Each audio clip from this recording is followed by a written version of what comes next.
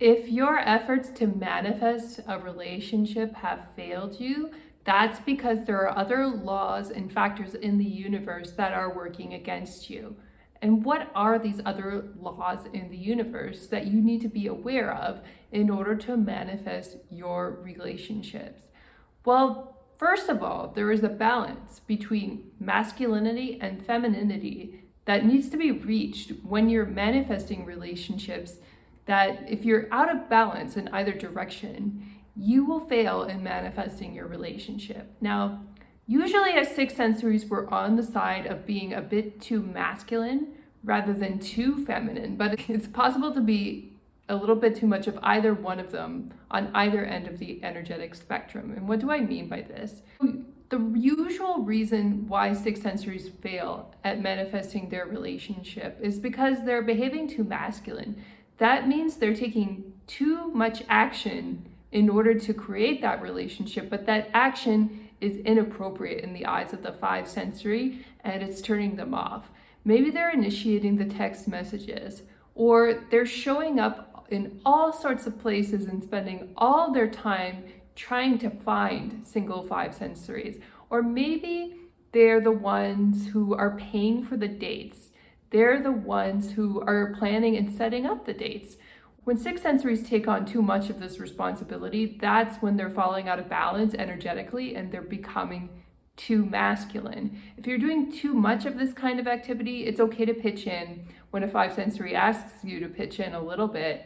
But if they're asking you to do all the work up front, that is automatically shifting you out of balance energetically as a sixth sensory into your masculine. And if you're too far into your masculine, you're likely to turn off a five sensory. You may get them for a little while, you may be able to plan the dates and they may show up, but often they will flake, often they will not show up, and eventually they will disappear when you are not allowing them to invest in you as a sixth sensory. They won't value you.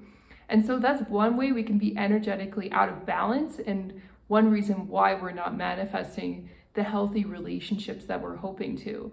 On the other side of the spectrum, and this is a bit more rare, you can be too far into your feminine as well. Maybe you're sitting on the couch and you're complaining about your relationships over the phone with your friends, but you've actually done nothing to meet anybody. You won't put yourself out there because you're too afraid of being rejected, or you're put yourself out there a little bit in front of one or two people, but then you quit after one or two people when they weren't the right fit. Honestly, it takes some consistency. It takes some persistence in order to find the right person for you as a sixth sensory. And so if you're too far down the feminine scale, that means you're not putting yourself out there in front of enough people in order to find your partner. And you could be so picky that you won't allow anyone new or anyone different into your life who potentially could be a good match for you. Another way that we fail in manifesting the relationship that's right for us is that we're too protective and not in the correct ways. There is an appropriate level of protection that allows us to be discerning and make sure that bad behavior has a consequence through boundaries. But there are other forms of protective behavior that are not appropriate. If you're suspicious of people for no reason except that your ex cheated on you and you want to look through their phones and see what texts they're sending, what apps they're using, that's going to sabotage your relationship. If you're constantly fearing somebody's going to cheat on you, fear can really mess up a good potential relationship.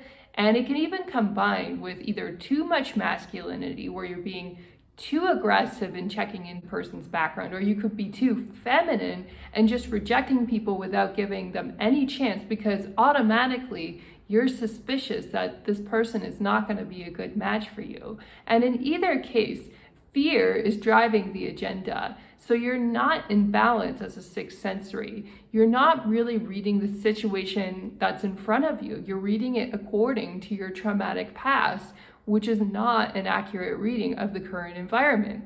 And so we have to clear our filters and clear our mindset from fear from time to time and reset to make sure that we're not being overly paranoid when we meet new people, that they're going to be bad people.